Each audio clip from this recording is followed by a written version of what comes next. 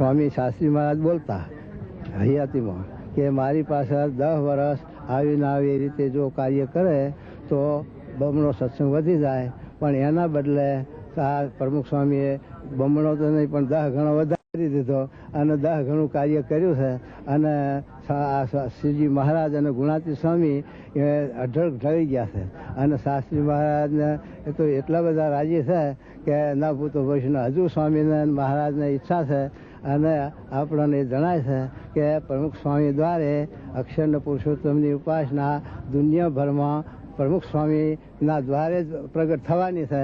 અને આખા બધા દેશોમાં મહારાજના સ્વામીના અક્ષર પુરુષોત્તમના મંદિરો એમના દ્વારે જ એમના હાથે થવાના છે. એ ન કે એ સ્વામીની ઈચ્છા છે અને સ્વામીને એમના દ્વારે આ કાર્ય કરાવવું છે. અને એવું શક્તિનું બળ સ્વામી આપ્યું છે અને આપે.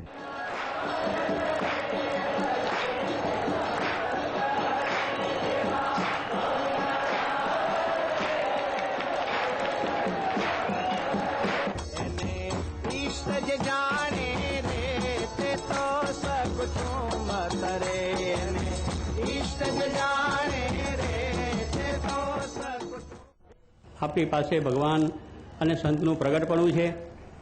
એવા સંતો આપણી પાસે છે, એવા યુવકો છે કે જે પોતે ખૂબ જ પોતાના તન મન ધનથી આની અંદર સમર્પણ ભાવનાથી થયા છે, કોઈ જાતનો સ્વાર્થ સિવાય નિષ્કામ ભાવથી. એટલે એવા જ્યાં આગળ માણસો હોય જે સંપ્રદાયની જે ધર્મની અંદર જે સંસ્થામાં, એ સંસ્થાનો વિકાસ હંમેશને માટે થાય. કારણ કે આ ભગવાન સ્વામિનારાયણનો સંકલ્પ, ગુણાતીતાનંદ સ્વામીનો સંકલ્પ છે, યોગી બાબાનો સંકલ્પ છે. એટલે એની અંદર એવા પુરુષો જરૂર આવી જાય. અને એમના સંકલ્પો છે કે આખા બ્રહ્માંડમાં, અનંતકોટી બ્રહ્માંડમાં, દેશ પ્રદેશમાં યોગીજી મહારાજ કહેતા. એટલે એ કારણથી આનું વૃદ્ધિ હંમેશા થઈ રહેલી છે ને થવાની.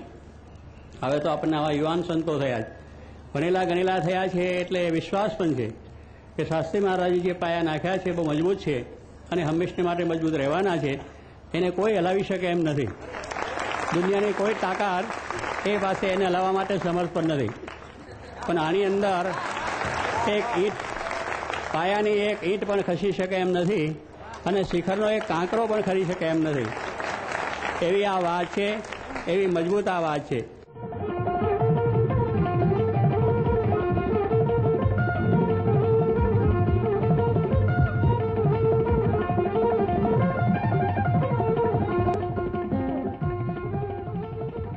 તારીખ 12મી ડિસેમ્બરના મધ્યાહ્ને ભારતના રાષ્ટ્રપતિ શ્રી જ્ઞાની જયલસિંહ સ્વામિનારાયણ નગરની ખાસ મુલાકાતે પધાર્યા. તેમનો સત્કાર કર્યો. પરમ પૂજ્ય સ્વામીશ્રીને મળતા તેમણે પ્રસન્નતા વ્યક્ત કરી.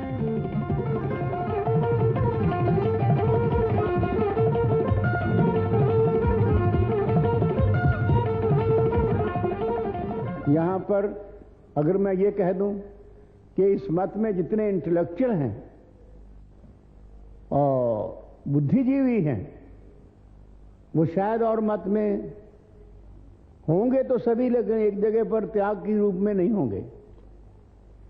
अपना आप सब कुछ छोड़कर फिर इस काम में लग जाना एक इंसान की बहुत बड़ी दात. त्याग करना बड़ा ऊंचे दर्जे का काम है. और फिर मेरा ख्याल है, जो मेरे मन में भावना आई उसके मैं देख रहा हूं कि अहंकार नहीं मन में, क्योंकि काम न क्रोध न लोभ न मोह न रोग न शोक न भोग न भय है. इस अवस्था पर जब मनुष्य पहुंच जाता है तो वो जीवन मुक्त होता है. और जीवन मुक्ति का रास्ता लेने के लिए ऐसे महापुरुषों की संगत करने की जरूरत है.